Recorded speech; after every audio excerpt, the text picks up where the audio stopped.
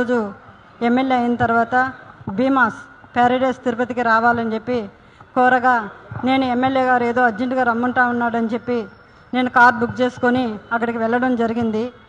Room number 109 July 6వ తారీఖు రోజు నేను అక్కడికి వెళ్ళడం జరిగింది. అక్కడ ఎవరూ లేదు, ప్రశాంతంగా ఉండింది. ఎమ్మెల్యే గారు మాత్రమే రూమ్లో ఉన్నారు.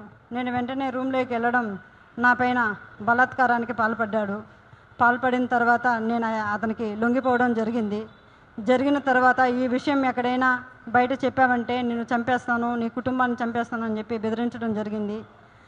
అందువల్ల నేను ఎవరికి చెప్పుకోకుండా నేను సైలెంట్గా ఉండిపోయాను. మళ్ళీ ఇంకొకసారి ఫోన్ చేసి నువ్వు కానీ రాలేదంటే నేను మళ్ళీ నీ కుటుంబాన్ని, నీ భర్తని చంపేస్తానని చెప్పి నన్ను బెదిరించడం జరిగింది. బెదిరించడం ద్వారా నేను మళ్ళీ అక్కడికి భీమాస్ ప్యారడైస్కి వెళ్ళడం జరిగింది.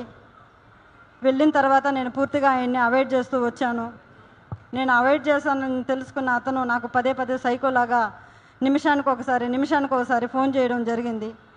అది గుర్తించిన నా భర్త ఎమ్మెల్యే నీకు ఎందుకైతే ఇన్నిసార్లు కాల్ చేస్తున్నాడని చెప్పి నా మొబైల్ ఇంచేసి నన్ను కొట్టడం, నన్ను బెదిరించడం చాలా చేశాడు. చేసిన తర్వాత నేను ఆ బాధను భరించలేకుండా నాకు జరిగిన బాధని నేను ఆయనతో వివరించడం జరిగింది. వివరించినప్పుడు నా భర్త ఇలానే నీకే జరిగిందా, చాలామందికి జరిగిందా అన్నప్పుడు చాలా మహిళలు, గవర్నమెంట్ ఎంప్లాయీస్ కూడా ఉన్నారు ఇందులో, మహిళలు చాలామంది బలైపోతున్నారు చెప్పాను. నేను చెప్పినప్పుడు ఆయన సూచించాడు నన్ను ఈ చాలామంది మహిళల్ని కాపాడుకొని మనం బ్రతకాలి, మనం కాపాడుకోవాలని చెప్పి ఆయన నాకు ఒక పెన్ కెమెరాని అరేంజ్ చేసి ఇవ్వడం జరిగింది. జరిగిన తర్వాత ఆగస్టు 10వ తారీఖు భీమాస్ ప్యారడైస్కు 1:30 వెళ్ళడం జరిగింది. అక్కడ జరిగిన కామ క్రీడలను నేను రికార్డ్ చేసుకొని తీసుకొచ్చి నా భర్తకి ఇవ్వడం జరిగింది. అటు తర్వాత నేను మంగళగిరి పార్టీ ఆఫీస్ గారికి, పెద్దబాబు గారికి, చిన్నబాబు గారికి ఇద్దరికి నేను తెలియజేయడం జరిగింది. వాళ్ళ ద్వారా మాకు పిలుపు వస్తుందని ఇన్ని రోజులు వెయిట్ చేశాము.